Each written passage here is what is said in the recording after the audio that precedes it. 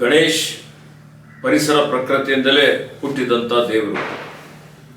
ಹೀಗಾಗಿ ಇವತ್ತು ನಾವೆಲ್ಲರೂ ಆಲೋಚನೆ ಮಾಡಬೇಕಾಗಿದೆ. ಗಣೇಶೋತ್ಸವವನ್ನು ಪರಿಸರ ಸ್ನೇಹಿ ಗಣೇಶೋತ್ಸವನ್ನಾಗಿ ಆಚರಿಸಬೇಕಾಗಿದೆ. ತಮ್ಮೆಲ್ಲರಿಗೆ ತಿಳಿದಿರುವಂತೆ ಇತ್ತೀಚಿನ ದಿನಗಳಲ್ಲಿ ಧಾರಾಕಾರವಾಗಿ ಸುರಿದಂಥ ಮಳೆಯಿಂದ ಇನ್ನು ಶಿರೂರಿನಲ್ಲಿ ಗುಡ್ಡ ಕುಸಿತವಾಗಿ ಸುಮಾರು 11 ಜನ ಮೃತಪಟ್ಟಿದ್ದಾರೆ. ವಯನಾಡಿನಲ್ಲಿ ಸುಮಾರು 100 ಜನ ಮೃತಪಟ್ಟಿದ್ದಾರೆ, ಕಾಣೆಯಾಗಿದ್ದಾರೆ. ಇವತ್ತು ಪ್ರಕೃತಿ ವಿಕೋಪದಿಂದ ಏನೇನು ಅನಾಹುತಗಳಾಗ್ತಾ ಇದ್ದಾವೆ ನಾವು ನೋಡ್ತಾ ಇದ್ದೇವೆ.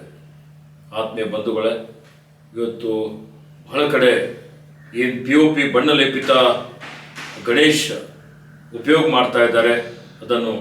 ಅದರಿಂದ ಪರಿಸರಕ್ಕೆ ಅಂದರೆ ವಿಸರ್ಜನೆ ಮಾಡುವಂಥ ಸಂದರ್ಭದಲ್ಲಿ ಇದು ಮಣ್ಣಿನಲ್ಲಿ ಮಣ್ಣಾಗೋದಿಲ್ಲ, ನೀರಿನಲ್ಲಿ ಇದು ಕರಗೋದಿಲ್ಲ.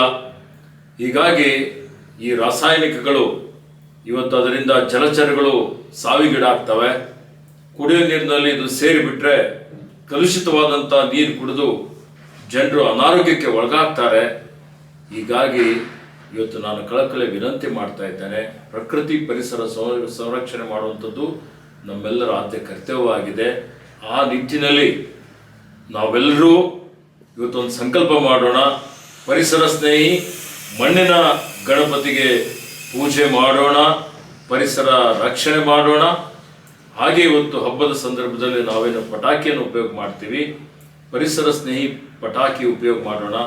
ಧ್ವನಿವರ್ಧಕಗಳು ಸಹಿತ ಶಬ್ದ ಮಾಲಿನ್ಯ ಆಗದ ರೀತಿಯಲ್ಲಿ ಅದನ್ನು ಉಪಯೋಗ ಮಾಡೋಣ ಅನ್ನುವಂಥ ಸಂಕಲ್ಪ ಮಾಡೋಣ ಅನ್ನುವಂಥ ಒಂದು ವಿನಂತಿಯನ್ನು ನನ್ನ ಪರವಾಗಿ ತಮ್ಮೆಲ್ಲರಿಗೆ ಮಾಡುತ್ತಾ